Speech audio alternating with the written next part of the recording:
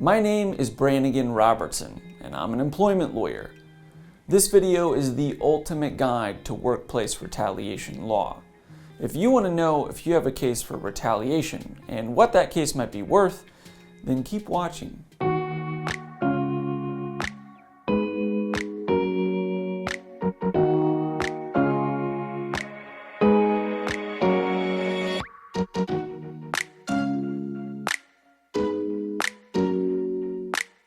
Before we jump in, I have three quick pieces of business. First, we will cover the following topics: the legal definition of retaliation, how much your case might be worth, and I'll answer the very important question as to when you should contact a lawyer. Second, in this video I primarily discuss California law because that is where I have a license to practice law. However, this video is meant for everyone in America. If you are not in California, this video will help you identify critical questions that you should either research answers to in your state or, better yet, ask a lawyer in your state. Now, if you are in California and you need a consultation, here's my contact information if you think I'm worthy of that phone call. And third, I'm making this video for my ultimate guide to retaliation law page on my website. That web page dives far deeper into California law than I can cover in this short video. It has multiple videos, uses no legal jargon, has an easy to navigate table of contents, and is meant to help everyday people just like you understand your rights. It is the best source on the internet for information relating to retaliation in California. All right, let's get to the good stuff. When you hear about retaliation law, realize it's not just one law. It's a bunch of different laws grouped together for simplicity's sake. Also, it might surprise you, but not all workplace retaliation is unlawful. So I'm about to explain the legal definition of unlawful retaliation. And you need to know this because there's a significant difference between retaliation that is unfair and retaliation that is unlawful. Generally, retaliation laws all share the following common trait. They prohibit employers from taking an adverse action against an employee because the employee engaged in a protected activity. Let me say that again because it's very important. Retaliation law makes it illegal to fire, demote, or reprimand an employee in any way because he or she did an activity protected by law. Normally, people think of retaliation as your boss harming you because he or she believes you somehow harmed him. But legally, that isn't good enough. For retaliation to be unlawful, your boss or coworker must be harming you because you did something protected by law. Well, so what are the protected things that I'm referring to? Great question. There are a lot of protected activities. Here is a short list. Number one, you refuse to violate a law or you complain that a coworker was violating the law. Number two, you complained about an unsafe work environment. Number three, you opposed unlawful harassment or discrimination. This could be harassment or discrimination against you or against a coworker. Number four, you complained about not getting paid your proper wages, like overtime, minimum wage.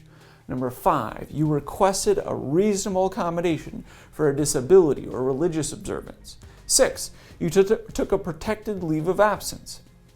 Seventh, you blew the whistle on fraudulent bills being sent to the government. 8, you went and testified in federal court. 9, you complained to the labor board or submitted a complaint to the labor board. And 10, you refused to deliver defective parts to a customer in violation of administrative regulations. There are a lot more than this. If you want to see the list of all of the protected activities in California, visit the retaliation page on my website. I have an entire chapter dedicated to this subject, and it will help you determine if the retaliation that you're experiencing is unlawful. Before we move on, let me give you a few examples of retaliation that is completely legal. 1.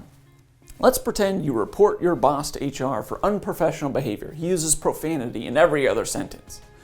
In retaliation, your boss writes you up for not being a team player. Although this is totally unfair, it's not retaliation that is unlawful. Second, let's pretend that you report a coworker for lying about how many hours he's working. In response, he lies and reports to your boss that you're stealing leads from him.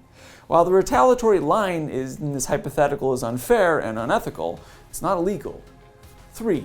Let's pretend your boss asks you to do something that breaches a contract that your company has with a customer. You refuse to do it, and in retaliation, your boss fires you.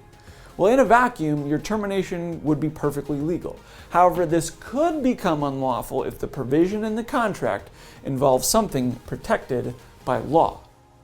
Do you see how complicated this can be? At the end of the day, I tell people this. If you reported something, complained about something, or refused to do something, and in response, your company fired you, contact a lawyer for a consultation. Next, we are going to briefly cover how much retaliation lawsuits can be worth. Yes, I'm about to talk about money. But before I do, first note, I made a detailed video on this exact subject. In that video, I examined cases from 3 different perspectives. If you were fired, if you quit, and if you were still employed. So if you want to know exactly how lawyers like me value retaliation cases, go watch that video when you finish this one. I'll put a link at the end of this video. But let's quickly cover the basics on how damages work. You can recover the following types of damages in a retaliation lawsuit. Number 1, your lost wages. These are the lost salary, benefits, commissions, hourly wages, bonuses, etc. that you are no longer earning because you were unlawfully retaliated against and fired. For example, let's say you were making $65,000 a year and then you were retaliated against and fired. You're not making $65,000 a year anymore. But you can only recover lost wages, also known as economic damages, if you are terminated. Unless extraordinary circumstances exist, the law doesn't let you recover these if you voluntarily quit or if you're still employed. Second, pain and suffering.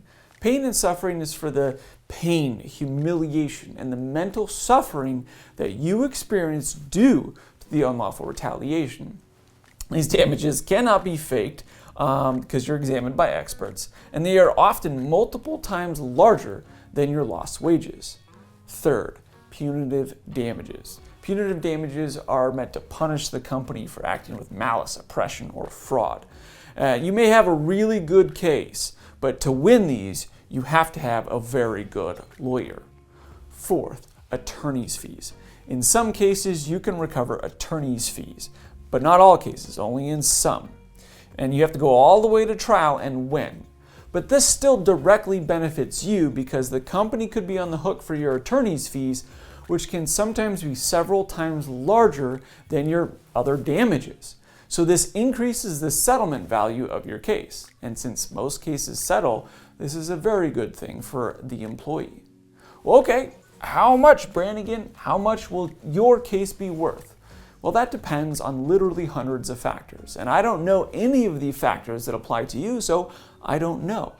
But some cases settle for millions of dollars. Most settle for a lot less than that. To get a realistic idea of what your case might be worth, contact a lawyer in your state. Well, okay, when should you call a lawyer? This is a super important question. If you call a lawyer too early, he or she is likely to tell you to call back if things get worse. If you will call too late, you might inadvertently ruin your case by blowing the statute of limitations. Generally, retaliation lawyers like me tell people to give us a call after they get fired. I know, that doesn't help the folks who are still employed, which I'm guessing is the majority of the people who are watching this video. And I'm also assuming that a lot of the people who are watching this video are currently experiencing retaliation at work and they want to put a stop to it without losing their job. Fortunately, I made an entire video called How to Prove Retaliation at Work, and it is meant to help people in that exact situation.